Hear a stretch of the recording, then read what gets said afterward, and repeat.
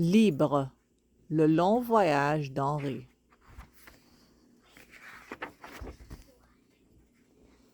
Henry Brown ne connaît pas son âge exact. Henry est un esclave. Les esclaves n'ont pas le droit de connaître la date de leur naissance.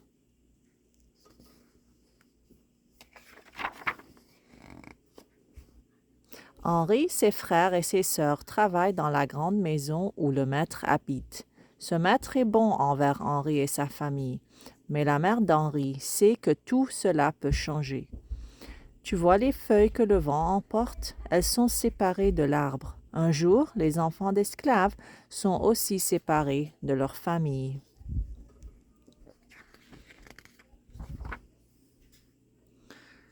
Un matin, le maître demande à voir Henri et sa maman.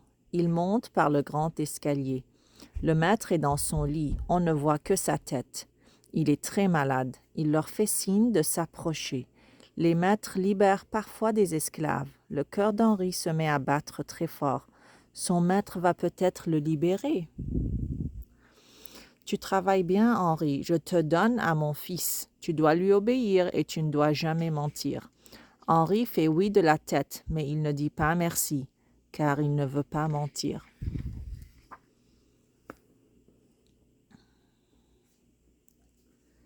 Plus tard dans la journée, Henri voit un oiseau qui plane très haut dans le ciel. Tu as de la chance d'être libre, pense-t-il. Henri dit adieu à sa famille. Il regarde les feuilles des arbres qui tourbillonnent, emportés par le vent. Henri travaille à présent dans l'usine de son nouveau maître. Il fait bien son travail. « N'abîme pas cette feuille de tabac !» crie le contremaître à un petit nouveau, en lui donnant un coup de bâton. Pour une simple erreur, le contremaître peut vous battre.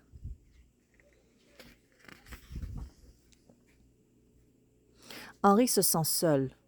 Un jour, en ville, il rencontre Nancy, qui fait des courses pour son maître. Ils marchent et discutent. Ils décident de se revoir. Henri a envie de chanter, mais les esclaves n'oseraient pas chanter dans la rue. Alors, Henri se contente de fredonner en rentrant chez lui. Quelques mois plus tard, Henri demande à Nancy de l'épouser. Quand leur maître donne leur accord, ils peuvent se marier. Bientôt, ils ont un premier enfant, puis un autre et encore un autre. Henri sait qu'ils ont de la chance, ils habitent ensemble, même s'ils ont 2 maîtres différents. Mais Nancy est inquiète. Son maître a perdu beaucoup d'argent. J'ai peur qu'il décide de vendre nos enfants, dit-elle. Henri ne sait pas quoi lui répondre. Henri travaille très fort tout l'avant-midi.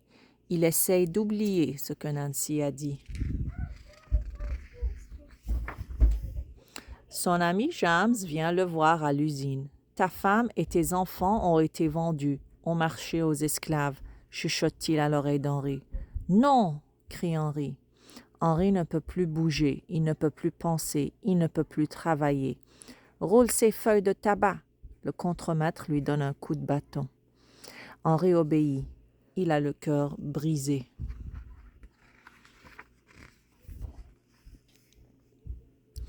À midi, Henri court jusqu'au centre de la ville. Des esclaves sont attachés tous ensemble. Leur propriétaire crie. Henri cherche sa famille. « Papa, papa !» Henri regarde ses enfants disparaître au loin.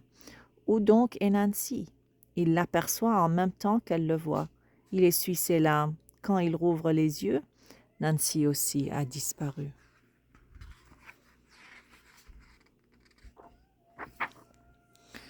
Henri ne chante plus, il n'est même plus capable de fredonner. Il va travailler et le soir, il mange puis il va se coucher. Il essaye de penser aux jours heureux d'autrefois, mais il revoit toujours les charrettes qui ont emmené les siens. Henri sait qu'il ne reverra plus jamais sa famille.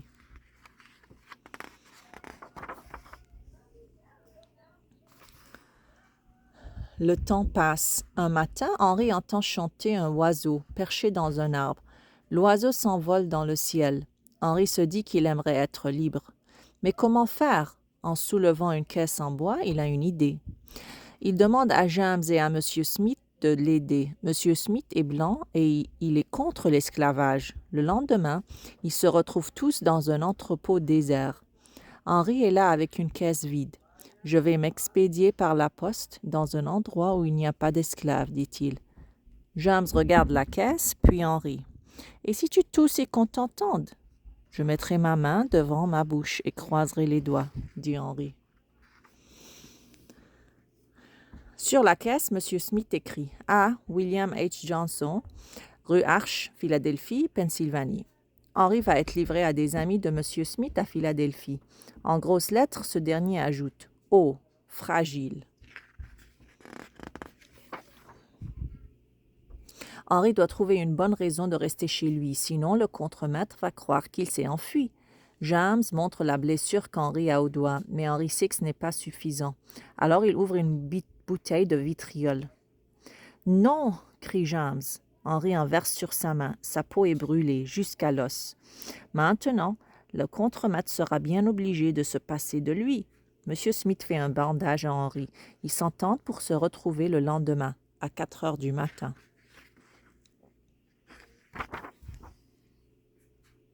Le soleil ne s'est pas encore levé quand Henry s'installe dans la caisse. « Prêt, dit-il. » James cloue le couvercle. M. Smith et James se rendent jusqu'à la gare. Un cheminot fait basculer la caisse. Puis, il cloue un papier sur le fond. M. Smith demande au cheminot de faire attention, mais il ne l'écoute pas. Il lance la caisse dans le fourgon.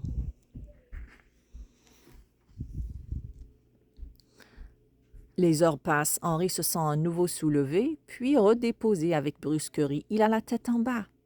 Il entend de l'eau qui clapote. Il doit être à bord du bateau qui va à Washington. Le bateau vogue doucement et Henry a toujours la tête en bas. Le sang lui monte à la tête. Il est tout rouge. Il a mal aux yeux. Il se dit que sa tête va éclater. Mais il a peur de bouger. On pourrait l'entendre. « J'aimerais bien m'asseoir, dit quelqu'un. On pourrait prendre cette caisse et s'asseoir dessus, dit quelqu'un d'autre. Henry retient son souffle. Est-ce qu'il parle de sa caisse? Henry se sent poussé. La caisse racle le pont du bateau. Il se retrouve sur le côté droit, puis sur le gauche, et soudain, il a la tête en haut. « D'après toi, qu'est-ce qu'il y a là-dedans » dit le premier passager. « Du courrier, je suppose » dit l'autre. « Oui, je suis du courrier » se dit Henry, mais pas celui auquel il pense. Henry est débarqué du bateau à vapeur, puis chargé à bord d'un train. La tête en haut cette fois. Il s'endort, bercé par le roulement.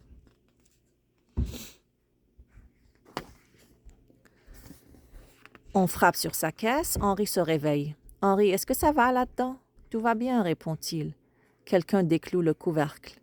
Henry s'étire et se lève. 4 hommes le regardent en souriant. « Bienvenue à Philadelphie. » Henry a enfin une date d'anniversaire. Le 30 mars 1849. Premier jour de sa vie d'homme libre. Et tout le monde se met à l'appeler Henry Box Brown, c'est-à-dire Henry Brown, surnommé La Caisse.